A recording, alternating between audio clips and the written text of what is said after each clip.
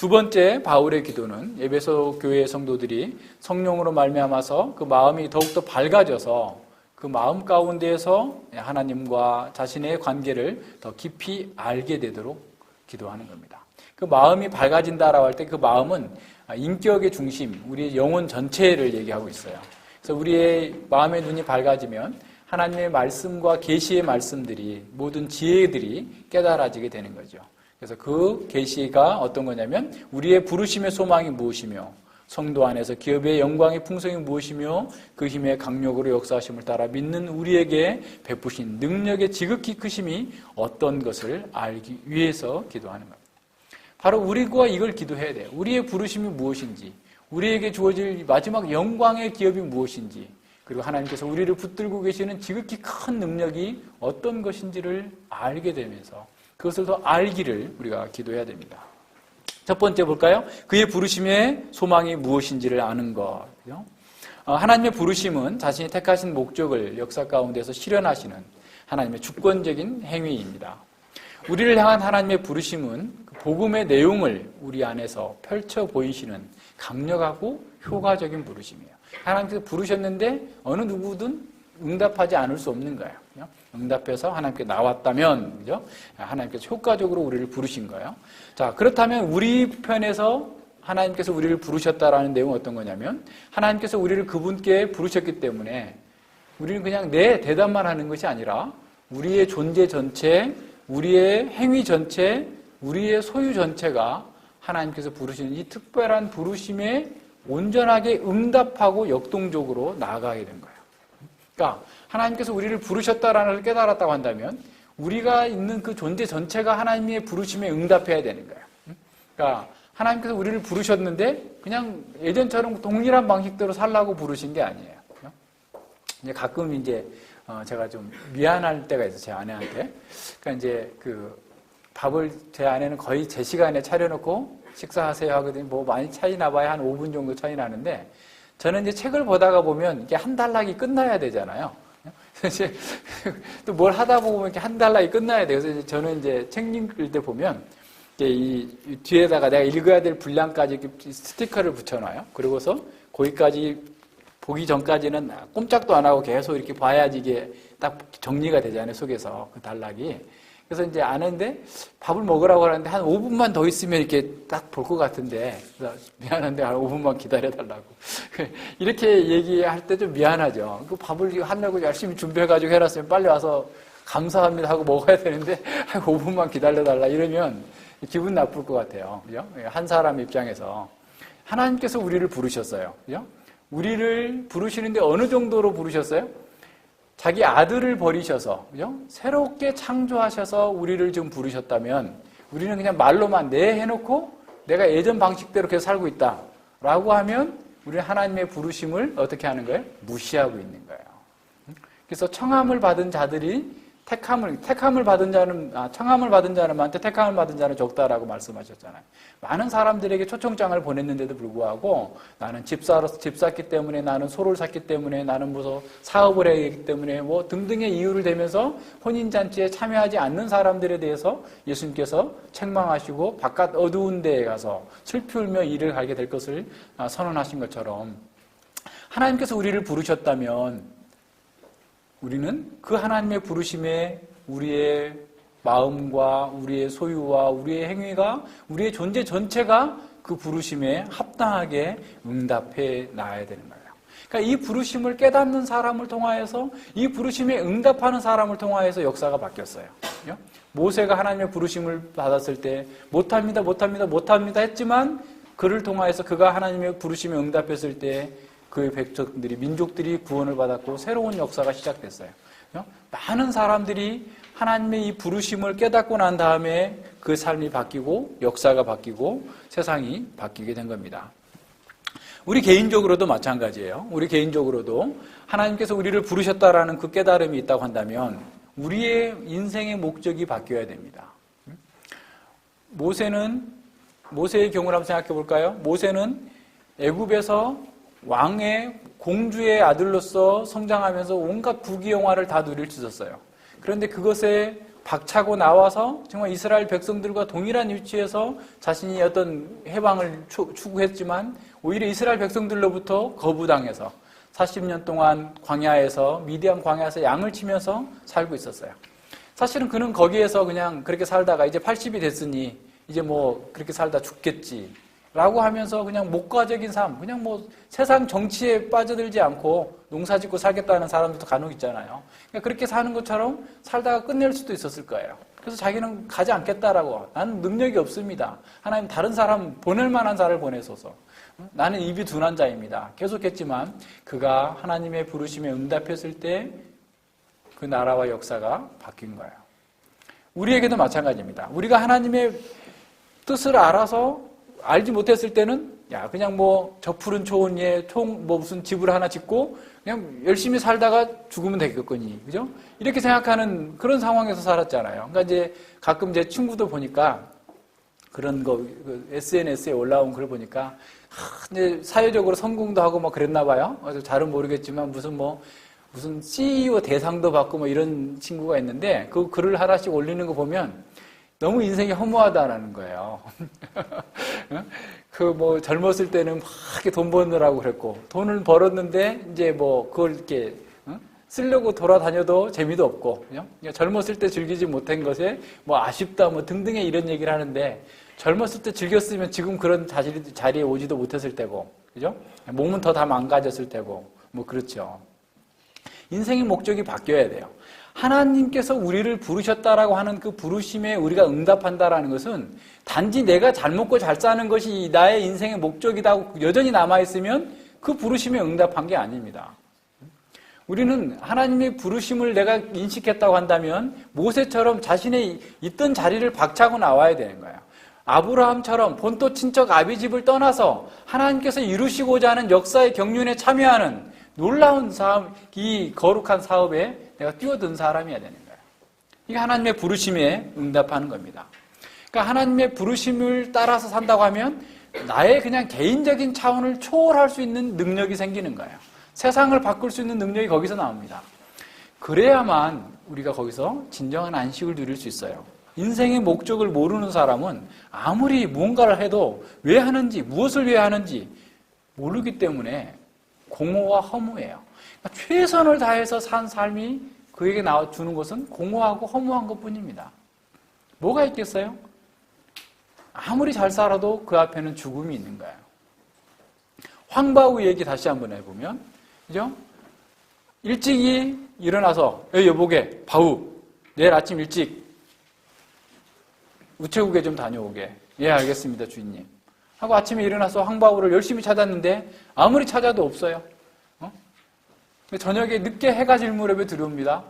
어디 갔다 왔나? 아니, 어제 주인님이 우체국 갔다 그래서 아침 일찍 일어나자마자 우체국 가서 앉아있다가 문 열고, 그죠? 왔다 갔다 하는 거 도와주고 끝나고 돼서 내가 들어왔어요.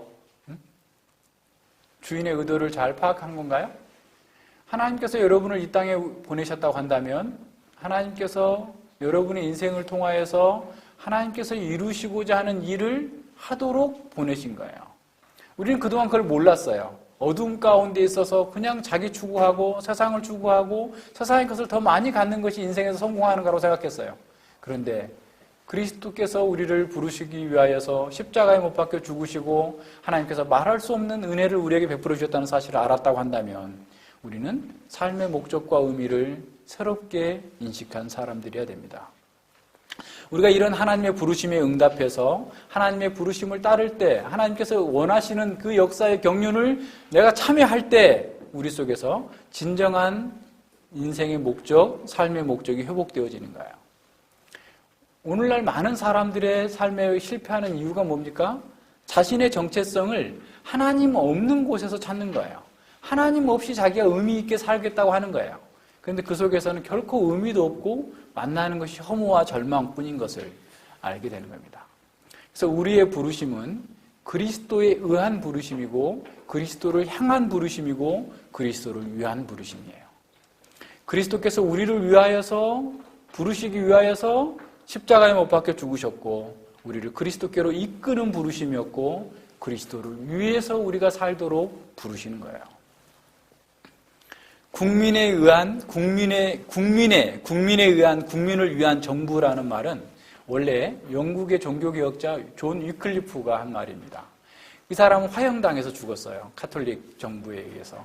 근데 그 말을 왜 하게 됐냐면 자국어로서, 영어로서 성경을 번역해낸다면, 그러니까 필생의 사업으로 그는 삼았어요.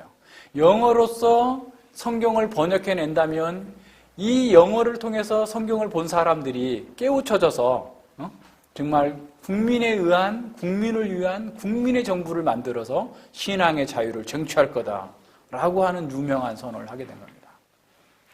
그런데 링컨 대통령이 남북전쟁 승리한 후에 위클리프 글이라고 인용하지도 않고 자기가 써먹어서 자기 말인 것처럼 세상의 역사는 알려주고 있지만 실제로는 어떤 거예요? 이 종교개혁자 위클리프가 한 얘기예요. 자, 하나님의 말씀을 통해서 사실은 사람들이 각성이 되고 깨어나게 된다면 그 어둠의 통치 아래 더 이상 있지 않는다라는 거예요. 자, 그런 면에서 사실 우리가 생각해 봐야 돼요. 우리가 하나님의 말씀을 통해서 깨닫고 각성하고 인생의 목적을 알게 된다면 더 이상 어둠에 종살이하는, 죄에 종살이하는 삶을 살지 않게 되는 겁니다. 그래서 우리의 부르심을 내가 인식했다면 그리스도에 의해서 내가 부르심을 입었고 그리스도를 향하여서 부르심을 입었고 그리스도를 위하여서 부르심을 입었다라고 하는 사실을 알고 우리의 인생의 목적이 재조정돼야 돼요. 바뀌어야 됩니다. 과거에 동일한 삶의 목적을 가지고 있다고 한다면 아직 이 부르심의 의미를 이해하지 못하고 있는 거예요. 그래서 우리의 부르심의 목적은 고린도전서 1장 9절에서 말씀하고 있는 것처럼 너희를 불러 그 아들 예수 그리스도 우리 주로 더불어 교제케 하시는 하나님은 미쁘시도다. 우리의 부르심의 목적은 그리스도와 더불어서 교제하며 그리스도와 같은 삶을 구현하도록 하기 위함이에요. 그리스도와 같은 삶을 구현하도록 우리를 부르셨어요. 그리스도와 상관없이 살도록 우리를 부르신 게 아닙니다. 앞서 얘기했죠? 그리스도를 위한 부르심이에요. 그리스도의 남은 고난을 사도 바울은 교회를 위하여 스스로 자기에게 채운다라고 말씀했는데 우리가 그리스도와 동질의 삶을 어떤 면에서 드러내도록 하기 위하여서 구현하도록 하기 위하여서 하나님께서는 우리를 부르신 거예요. 예수 그리스도를 따라서 예수 그리스도와 교제하려면 거듭나야 되는 거죠. 그래서 우리는 거룩한 성도로서 부르심을 받았습니다. 우리의 본질 자체가 거룩해진 자야 돼요. 거룩한 자의 삶의 방식은 사랑으로 역사하는 거예요. 그러니까 말로는 거룩하다고 하면서 냉혈한 일 수 없는 거죠. 그러니까 거룩함은 곧 사랑을 동반하는 거예요. 예수님이 거룩하셨기 때문에 세상을 이길 수 있는, 죄악을 이길 수 있는 사랑의 화신으로 사신 거예요. 그래서 그러한 사랑의 활동이 생명을 낳았고 생명을 풍성하게 하고 생명을 부욕해 만드는, 이전해주는 이런 역할을 하게 된 겁니다. 자, 오늘 우리가 거룩한 사람으로서 부르심을 입었어요. 하나님과 그리스도와의 교제하고 그리스도 안에서 진정한 생명의 복을 누리고 있다고 한다면 우리는 그 거룩한 삶이 사랑으로서 나타나야 돼요. 그러니까 하나님에 대한 사랑, 이웃에 대한 사랑으로 나타나고 그것이 결국 그 사랑은 단지 그냥 물질을 갖다 주는 것이 아니라 복음의 생명이 들어가도록 도와주는 거예요. 늘 이런 면에서 우리가 그리스도의 부르심을 생각해야 됩니다. 두 번째, 성도 안에 있는 기업의 영광이 얼마나 풍성한지를 알게 해달라고 기도하고 있습니다. 그러니까 성도 안에게 주어질 마지막 그 기업의 풍성함. 자, 바울은 처음에 지금 우리의 부르심이 어떤 것인지, 우리가 그리스도인으로서 처음에 삶이 시작되는 것을 말씀해주고, 그 다음에 마지막에 우리가 영광의 마지막에 받게 될 그 기업의 풍성함이 어떤 건지를 알고자 하는 것들을 연결시키고 있어요. 우리에게 주어질 마지막의 영광의 그 부요함이 어떤 것, 기업의 영광의 부요함이 어떤 것을 알기를 갈망하도록 우리를 위하여서 기도하고 있는 거예요. 모세는 광야에서 40년 동안 방황하다가 정말 그가 가장 원했던 건 뭐예요? 가나안 땅 들어가는 거였어요. 하나님께 계속해서 가나안 땅을 가게 해달라고 기도했지만 하나님께서 더 이상 기도하지 말라라 할 때까지 계속해서 갈망했어요. 왜냐하면 그것이 이스라엘 백성에게 주어질 기업이 영광의 기업이었기 때문에 그런 거죠. 이렇게 하나님께서 우리에게 주실 영광의 기업을 갈망하는 사람들은 이 세상의 것을 초월할 수 있어요. 이 세상의 고난과 어려움들을 극복할 수 있게 되는 겁니다. 최종적인 기업이 얼마나 큰지를 우리가 안다면 이 땅에서 좀 손해보면 어때? 이 땅에서 조금 고난을 당하면 어때? 하면서 능히 이겨낼 수 있는 겁니다. 그래서 이런 장래에 우리에게 주어질 하나님 나라의 영광을 묵상하고 아는 것은 우리가 현실에 타협하고 현실에 비겁하게 굴복하지 않도록 만들어줄 뿐만 아니라 많은 유혹과 시련들을 극복해낼 수 있고 강하고 담대하게 승리를 쟁취할 수 있도록 만들어주는 거예요. 히브리서 11장에 나오는 믿음의 위대한 선배들은 사실 바로 이것을 보았기 때문에 그런 거예요. 장차 주어질 하나님의 영광의 기업을 봤기 때문에 심지어 톱으로 켜는 악형을 받으면서도 기쁘게 당하였다라고 얘기합니다. 히브리서 저자는 뭐라고 말씀하죠? 이러한 사람들을 세상이 감당치 못하였노라 라고 얘기하는 거예요. 하나님의 영광의 기업을 알고 있기 때문에. 그러니까 우리가 하나님의 영광의 기업을 보지 못하고 맨날 이 사람들이 만들어 놓은 곳에 세상에 붙박혀 있다 보니까 뭐가 있네 없네 가지고 이렇게 좀 사는 거죠.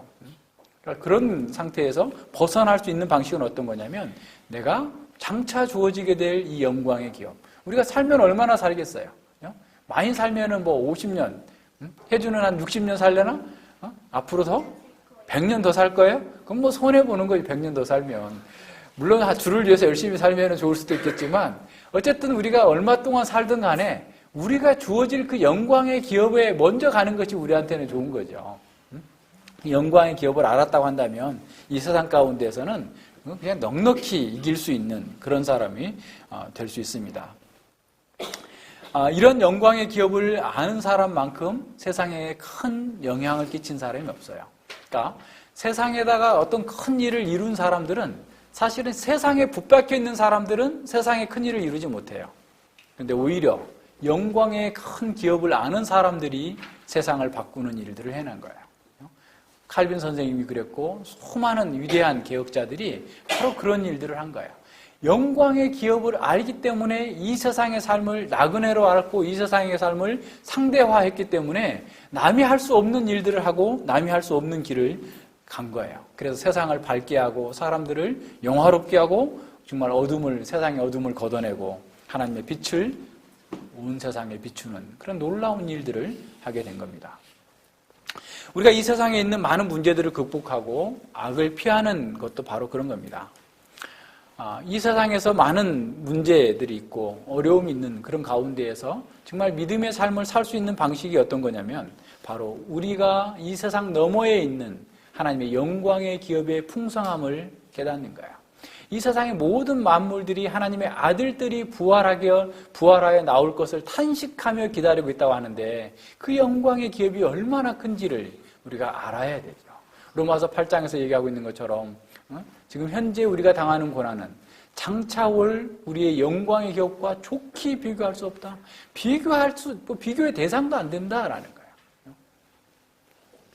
그럴 정도로 우리가 이 영광의 기업을 알고서 정말 그 영광을 바라보고 있다고 한다면 우리는 그 하나님의 부르심에 역동적으로 반응할 수 있는 것이죠.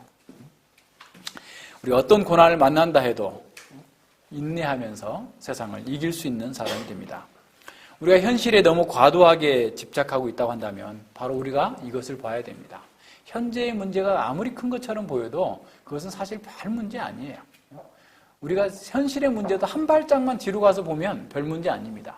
근데 거기에 현실의 문제를 해결하겠다고 현실 속으로 막 뛰어 들어가서 싸우면 사실은 그 속에서 우리가 지게 되는 거예요. 오히려 한 발 더 물러서서 영광의 기업의 풍성함을 우리가 바라보면서 하나님의 뜻을 더 알 수 있게 해달라고 기도하는 겁니다. 우리가 이 영광의 기업의 풍성함을 알지 못하면 세상 사람과 달리 살 수가 없어요. 세상과 동일하게 사는 거죠. 왜냐하면 우리가 역사가 무엇을 위해서 진행되고 있는지를 모르기 때문에 그런 거예요. 하나님 나라가 어떻게 시작돼서 어떻게 끝날지를 모르기 때문에 자꾸 정말 허접하고 지나가 버리는 아침 안개와 같은 것에 계속 붙박혀 있게 되는 겁니다. 우리는 역사가 무엇을 향하여 가고 있는지, 역사를 누가 주관하시는지를 아는 사람입니다. 그 역사의 최종 목적지에 주께서 우리에게 주실 그 영광의 기업을 아는 것만큼 사실은 우리를 힘나게 하고 정말 우리의 피로를 다 쓸어낼 수 있는 그런 능력에 힘을 주는 것이죠. 그래서 최고의 자양 강장제다라고 얘기하는 거예요. 우리 하나님을 더 깊이 알고 이 영광을 더 깊이 안다면 우리는 죄를 버릴 수 있게 될 것이고 정말 성도다운 삶을 살기 위해서 각성할 수 있게 됩니다. 세상을 이길 수 있는 능력이 되고 사랑과 국밀로 다른 사람들을 바라보면서 올곧은 의지로 모든 어려움을 극복할 수 있는 단계로 자라가게 되는 겁니다. 오늘날 많은 그리스도인들이 세속적인 자기 추구에서 벗어나지 못하는 것은 바로 눈앞에 있는 것만 현실에 매몰되어 있기 때문에 그래요. 그래서 우리는 이 세상보다 더 큰 세상, 더 영원한 실제를 우리는 가지고 있다. 받았다 이미라는 사실을 알고서 행동해야 됩니다. 인디언에게 복음을 전하러 갔다가 순교한 짐 엘리엇이라고 하는 선교사가 있어요. 그가 죽고 난 뒤에 그의 일기장에 이렇게 기록되어 있다고 합니다. 기록되어 있는 것이 발견되었어요. 이룰 수 없는 것, 다시 말하면 영광의 기업을 얻기 위하여 붙들 수 없는 것, 이 세상의 것들을 포기하는 사람은 어리석은 사람이 아니다라는 거예요. 이룰 수 없는 영광의 기업을 얻기 위하여서 붙들 수 없는 이 세상의 것을 포기하는 사람은 어리석은 사람이 아니다. 우리는 혹시 바꿔서 살고 있는 건 아니에요? 우리 한번 스스로 한번 생각해 봐요. 우리는 붙들 수 없는 것을 붙들기 위해서 잃어버릴 수 없는 것을 우리는 놓치고 있는 것은 아닌지 한번 살펴봐야 됩니다. 우리가 장차 얻게 될 모든 영광의 기업에 비추어서 현실을 해석할 수 있는 능력이 있다면, 내가 장차 받을 그 영광의 기업이 어떠한 것을 알고 현재의 고난과 어려움과 불편함들을 해석할 수 있다고 한다면 사실은 우리는 승리할 수 있는 길을 얻게 되는 겁니다. 그래서 로이돈스 목사님은 이렇게 말씀하셨어요. 이 영광을 묵상하는 것은 성결에 이르는 고속도로다라는 거예요. 하나님께서 우리에게 주실 이 영광의 기업을 묵상하는 것은 우리가 시시하게 세상의 것에 얽매이지 않고 세상의 것에 붙박히지 않도록 그리고 우리가 거룩한 사람으로 살도록 만들어주는 겁니다. 이러한 축복된 비전을 품은 사람은 자신이 이 땅에서 어떻게 무엇을 위해 사는지를 아는 거죠. 이러한 비전을 품은 사람은 구름같이 둘러싼 허다한 증인들이 자신을 응원하고 있다는 사실을 압니다. 따라서 무거운 것과 얽매이기 쉬운 죄를 벗어버리고 인내로서 믿음의 경주를 해나갈 수 있게 되는 겁니다. 그래서 우리의 초점이 바로 하나님께서 주실 영광의 기업의 풍성함에 맞춰줘야 된다라는 겁니다. 성경은 이 영광의 핵심이 바로 하나님과 함께하는 임마누엘, 극치에 이르게 될 것을 우리에게 보여주고 있어요. 그래서 하나님의 영광에 참여해서 완전하고 완벽한 그의 자녀들이 될 것을 내다보면서 이 땅에서 조금 어려움이 있어도 그것에 좌지우지 되지 말고 담대하게, 강하고 담대하게 일어나서 나아갈 수 있어야 됩니다. 세 번째는 하나님의 능력이 얼마나 큰지를 우리가 알기를 원하는 기도를 합니다. 하나님의 부르심은 우리의 구원의 시작이라고 한다면 우리가 하나님의 영광의 기업은 우리 구원의 완성이에요. 자, 구원의 시작과 완성이 지금 이미 결정되어 있어요. 그렇다면 구원을 이루어 나가는 그 모든 과정 속에 하나님의 능력이 함께한다라는 사실을 알기를 원하는 겁니다. 하나님의 능력으로 우리가 부르심을 입었고 하나님의 능력으로 우리가 이 세상 가운데서 살아나갈 수 있게 된다는 사실을 우리에게 가르쳐주고 있는 겁니다. 그래서 우리의 모든 구원의 시작, 구원의 진행 과정, 구원의 완성마저도 하나님의 능력으로 이루어지고 있다라고 말씀하고 있는 거예요. 19절에 보면 하나님의 능력의 지극히 크심을 수식하는 말이 굉장히 길고 강력한 단어들을 사용하고 있습니다. 그의 힘의 강력으로 역사하심을 따라 그 결과로 믿는 우리에게 베푸신 능력이 지극히 크심이 어떤 것을 너희로 알기를 원하노라. 힘의 강력, 그죠? 역사하심, 능력의 지극히 크심. 사도는 자신이 할 수 있는 가장 강력한 단어들을 다 사용해가지고 인간이 표현할 수 있는 모든 강한 단어들을 다 사용해서 하나님의 능력이 바로 우리를 붙들고 있다라는 사실을 말씀해주고 있는 거예요. 이 하나님의 능력은 현존하는 능력이에요. 지금 이 세상을 붙들고 있는 능력이에요. 온 우주 공간이, 우주가 정말 이렇게 아무 차질 없이 이렇게 사시가 완전히 바뀌는 것처럼 하나님께서 그 능력의 말씀으로 우리를 붙들고 있다라는 겁니다. 그래서 우리가 믿는 것 자체도 하나님께서 우리에게 구원의 능력으로 주셨고, 믿고 나서 계속해서 하나님의 나라의 백성으로서 살아가는 그 모든 과정 또한 하나님께서 우리에게 주시는 그 은혜의 능력으로 말미암은 거다라고 하는 사실을 보여주고 있습니다. 우리의 믿음 자체가 사실은 창조의 능력으로 된 거죠. 베드로전서 1장 23절에서도 너희가 거듭난 것이 썩어질 씨로 된 것이 아니라 살아있는 영원한 하나님의 말씀으로 되어 있다. 근데 그 말씀은 이 세상 모든 것은 다 사라질 것이지만 하나님의 말씀은 영원하다.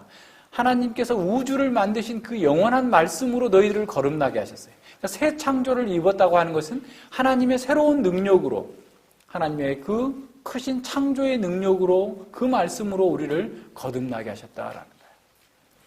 야고보서 1장 18절에서도 그 야고보는 그렇게 말하죠. 조물 중에 우리로 첫 열매가 되게. 하나님께서 만드신 모든 창조물 중에서 사실은 우리가 첫 열매가 됐다는 것은 예수님의 새 창조의 첫 열매가 된 거예요.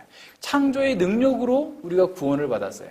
자, 구원을 받은 이후에도 여전히 우리는 하나님의 능력으로 붙들림을 받고 있음을 사도 바울은 알게 해달라고 기도하고 있는 거예요. 자, 우리가 하나님의 생명 안에 있다고 하면서도 이 하나님의 능력을 힘입지 않고 의식하지 못한다면 우리가 실패할 수 있기 때문에 그래요. 하나님의 능력이 나와 함께 있다. 하나님께서 지금 우주를 붙들고 계시는 것처럼 우리를 붙들고 있다는 사실을 알아야 되는 거예요.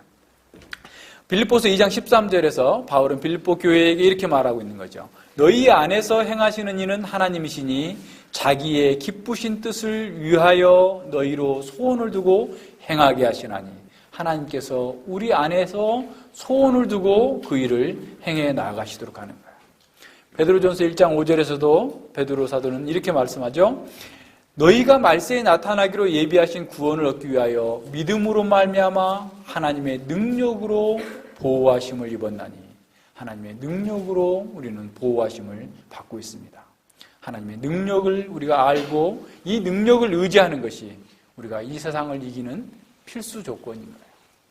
하나님의 능력이 지금도 우리와 함께 있다는 사실을 인식해야 됩니다. 그래야 우리가 세상에 허접하게 당하지 않아요. 우리의 대적을 두려워하지 않을 수 있습니다. 우리는 매일 매순간 매일 영적 전투를 하고 있어요.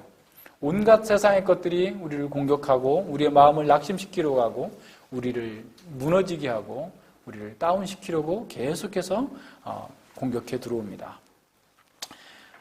우리 각자가 알고 있는 것보다 우리의 약점이 더 많아요. 그래서 사단은 그걸 또 너무 잘합니다. 우리가 이생의 자랑, 육신의 정욕, 안목의 정욕, 또는 어떤 미혹에 우리가 잘 넘어질 것을 잘 알아서 계속해서 그것들을 가지고 공격해 들어와요. 그럴 때 우리가 그것을 이겨낼 수 있는 방식이 어떤 거냐면 하나님의 능력을 힘입어서 그것을 이겨내는 겁니다. 사단에게 계속해서 밀려다니면 안 돼요. 끌려다니면 안 됩니다. 단호하게 하나님의 능력으로 선언하면서 나아가야 돼요. 하나님의 말씀을 가지고서 이겨내는 겁니다. 많은 사람들이 이 세상의 것을 그냥 받아들여요. 그래서 자기도 모르게 세상화되어 있어요. 그러니까 예수님을 믿었다고 하는 것은 앞서 얘기한 것처럼 하나님의 부르심의 소망이라고 하는 것은 우리의 삶의 목적이 바뀌어야 되는데 계속해서 안 바뀌고 세상의 것을 더 많이 갖고 세상의 방식들을 계속해서 더 많이 채용하는 것이 자기가 성공한 거다라고 사단은 계속해서 우리에게 그 공격을 해올 때 자기도 모르게 거기에 빠져들어가게 됩니다. 그러다 보면 실제로는 내가 성경을 얘기하고 하나님의 사람답게 사는 것처럼 얘기하지만 그것이 삶으로서 드러나질 않아요. 다시 말하면 경건의 능력이 나타나지 않는 거죠. 계속해서 세상에게 넘어지게 속는 그런 삶을 살게 됩니다. 우리는 이러한 악한 문화, 교묘한 그런 속임수에 대처하기 위하여서 하나님의 능력을 알아야 되고 그 능력을 사용할 수 있어야 돼요. 하나님의 말씀으로 나를 붙들어주고 계시다는 사실을 알고 그것을 누려야 됩니다. 이겨야 됩니다. 우리 자신의 육신의 죄성도 마찬가지예요. 하나님의 능력으로 이길 수 있어요. 그래서 이미 선언하라는 거예요. 선언하라. 우리가 이미 선언하라. 로마서 6장에서 계속 얘기하고 있는 게 그거예요. 우리의 육신에게 져서 살 의무가 더 이상 없다. 우리는 육신을 이기고 나가야 된다. 세상을 이기고 나아가야 된다라고 얘기하는 겁니다. 그러니까 사실은 우리 속에 하나님의 능력이 역사하고 있기 때문에 그 능력의 역사를 내가 믿고 의지하고 그것을 이겨내라라는 거예요. 그냥 이제 주시옵소서가 아니라 사실 이미 있는 그 능력을 네가 알고서 하나님의 방식으로 힘써 싸워 나가라는 거예요. 하나님의 방식대로 싸우지 않으면 우리는 이미 진 거예요. 고린도후서 10장에서 말씀하고 있는 것처럼 우리의 능력은 견고한 진을 파하는 거예요. 그 어떤 것도 이길 수 없는 능력을 가지고 있어요. 근데 그게 어떤 거예요? 하나님의 말씀을 적용하는 능력이에요. 하나님의 말씀을 적용하는 능력으로서 싸워야지 육신의 방식으로 싸우면 이미 우리는 져버리는 거예요. 게임 끝이에요. 하나님의 방식대로. 오히려 내가 손해보면 손해보는 대로 사는 거야. 그게 이기는 거야. 하나님의 능력으로. 그런데 나는 손해봤기 때문에 막 기분 나쁘고 막 좌절하고 낙담하고 이런 게 아니라 오히려 하나님께서 나에게 그런 승리를 주신 은혜에 감사하면서 기쁨으로 그 일을 해낼 수 있는 겁니다. 하나님의 말씀 가운데에서 우리가 하나님의 소명을 따라서 살기 위하여서 우리가 하나님의 말씀으로 지혜롭게 순종해 나가면 그것 자체가 이기는 겁니다. 우리가 하나님께서 우리를 부르신 그 소명에 합당하게 살기 위해서도 우리는 하나님의 능력을 힘입어야 됩니다. 우리의 존재, 우리의 행위, 우리의 소유 전체가 모든 일에서 하나님께 헌신되어질 수 있는 것 또한 하나님의 능력으로 말미암은 겁니다. 선상순의 말씀을 우리가 구현하는 것, 하나님의 백성답게 사는 것, 하나님 나라의 정체성을 우리가 알고서 구현해내는 것, 하나님의 율법을 즐거워하면서 그것을 묵상하고 구현하는 것 전체가 다 하나님의 능력을 힘입음으로 말미암아서 구현될 수 있습니다. 하나님 능력이 우리 안에 역사하고 있어요. 너희 안에서 행하시는 이는 하나님이시니 우리 안에 하나님의 능력이 역사하고 있어요. 이것을 우리가 알고 그 능력을 따라서 말씀대로 행하라는 겁니다. 우리 속에 하나님의 능력을 따라서 그 말씀에 순종하고자 하는 열정이 있다고 한다면 그 자체가 하나님의 역사하심의 결과입니다. 머뭇머뭇거리면 안 돼요. 단호하게 결단을 해야 됩니다. 그래야 승리할 수 있어요. 그러한 순종을 통해서 하나님께서 온전하신 것처럼 우리도 온전하게 되는 것이 하나님의 뜻이다라는 사실을 기억해야 됩니다. 만약 우리가 하나님의 부르심에 순종하지 않았다면 또 이런 부르심을 따라서 살지 않는다면 우리는 징계를 받게 될 수 있어요. 우리는 하나님의 능력 안에서 거룩하게 되도록 하나님께서 우리를 부르셨다는 사실을 기억해야 됩니다. 거룩함을 따라서 우리에게 주어진 그 사명을 감당할 수 있도록 하나님께서 우리 가운데에서 역사하고 계세요. 이 모든 것을 위해서 하나님께서 우리와 함께 하신다는 사실을 기억해야 됩니다. 우리는 정말 특권을 가진 사람들이에요. 세상이 어찌할 수 없는 능력을 가진 사람들입니다. 얼마나 아름다운 특권이에요. 이것을 알고 누리고 행하는 것을 통하여서 하나님의 영광을 드러내는 것이 우리의 본분이라는 사실을 기억해야 됩니다. 사도 바울은 우리가 바로 이것을 깨닫는 것이 그 어떤 것보다도 중요하다라는 사실을 상기시키고 있어요. 바울은 에베소 교회 성도들의 믿음과 사랑 때문에 하나님께 감사하면서도 바로 성도들을 위하여서 기도한 거죠. 그는 먼저 성령께서 성도들의 마음의 눈을 밝혀서 진정한 영적 실상을 깨닫도록 기도한 겁니다. 하나님께서 우리를 부르신 그 소망이 무엇이며 하나님께서 그 기업의 영광의 풍성함이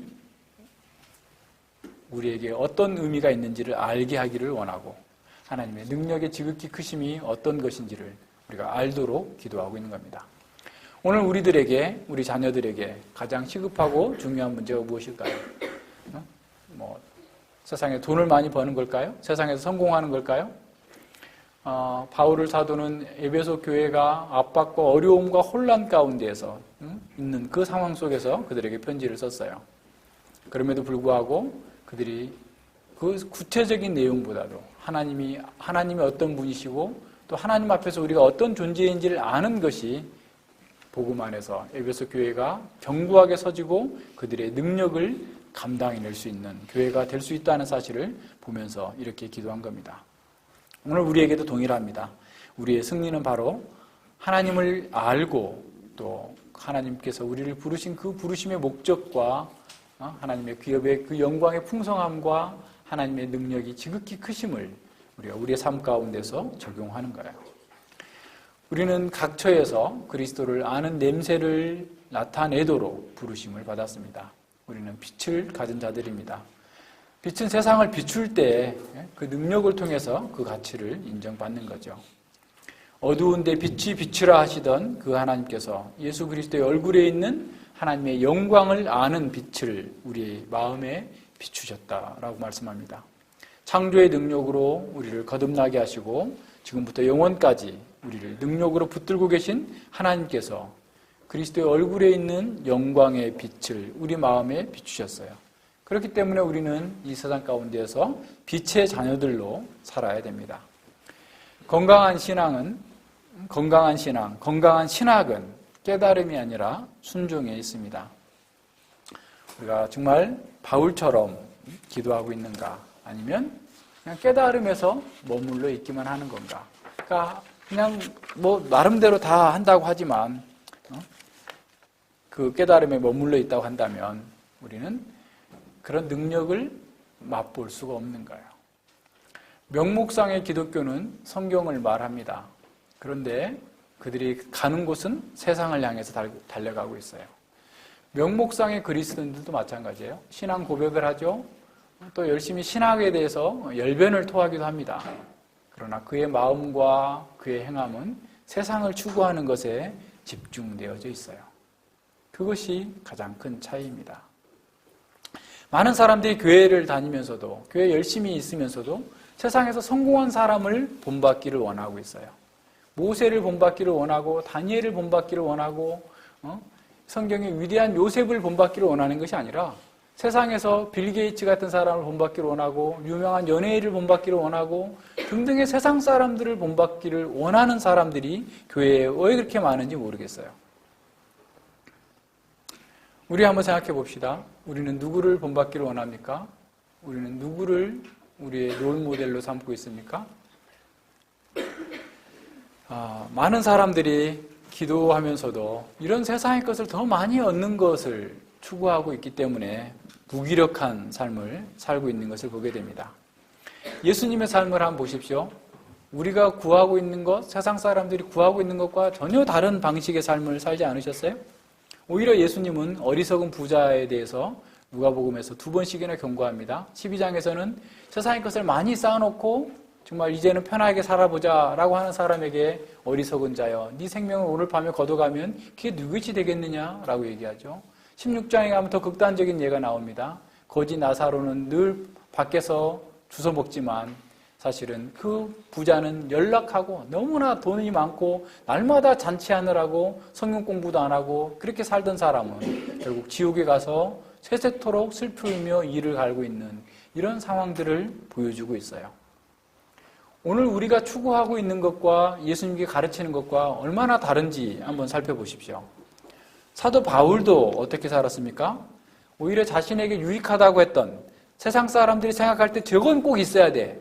좋은 학벌이 있어야 되고 좋은 가문이 있어야 되고 돈이 있어야 되고 세상에서 그를 알아주는 명성이 있어야 돼 라고 하는 그 모든 것들을 다 배설물처럼 여긴다. 나는 그리스도를 아는 것, 주 예수 그리스도를 아는 지식이 가장 고상하기 때문에 그것을 다 버린다라고 얘기했습니다.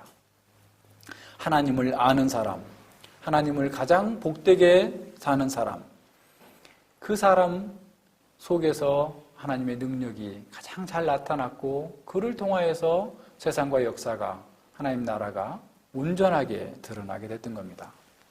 우리가 추구하고 있는 것, 우리가 지금 원하고 있는 것, 갈망하고 있는 것들이 이러한 바울과 예수님께서 가르치신 것과 어떻게 다른지, 우리의 기도가 어떻게 다른지 한번 점검해 봐야 됩니다. 가장 거룩한 것이 가장 강한 것입니다. 가장 거룩한 것이 가장 행복한 것입니다.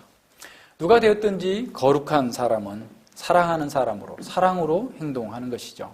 그래서 그 사랑은 생명을 낳고 생명을 부유케 하고 사실은 생명을 확산시키는 그런 삶을 살게 되는 겁니다. 그렇다면 우리가 무엇을 기도해야 되는지는 좀 더 명확해졌죠? 우리가 기도를 통해서 하나님이 변해서 나에게 뭔가를 많이 주는 것이 아니라 바울의 기도를 통해서 보면 우리가 변해야 돼요. 우리의 기도가 하나님을 바꾸는 게 아니라 우리를 바꾸게 해야 됩니다. 우리가 기도를 통하여서 하나님을 아는 자가 되고 하나님을 구현하는 사람, 그리스도의 뜻을 나타내는 사람으로 바뀌어야 됩니다. 우리 기도를 통해서 우리의 삶이 변화되어서 주님의 영광을 비추는, 그래서 세상에 빛을 비추는 그런 사람이 되어야 됩니다. 그리스도의 냄새를, 그리스도를 아는 냄새를 발산함을 통하여서 생명의 향기가 우리를 통해서 이웃에게 흘러가게 해야 됩니다. 우리와 우리 자녀들을 통해서 이 위대한 복음의 유산이 빛을 발하고 계승되도록 우리의 삶을 통하여서 바로 구현되고 이것을 증거하도록 해야 되는 거예요. 바울의 기도는 바로 우리에게 우리가 누구이며 무엇을 위해 살고 어떻게 살아야 될지 처음부터 끝까지, 역사 처음부터 끝까지 우리에게 보여주면서 우리가 무엇을 이 땅에서 추구하고 살아야 될지 분명하게 또 아주 강력하게 우리에게 보여주고 있어요. 여러분, 이 말씀을 다시 한번 묵상하면서 우리 자신의 삶과 그리스도께서 우리를 위하여서 부르신 그 부르심이 어떻게 우리 가운데 드러나야 될지를 잘 상고해 보시기를 바랍니다. 기도하겠습니다.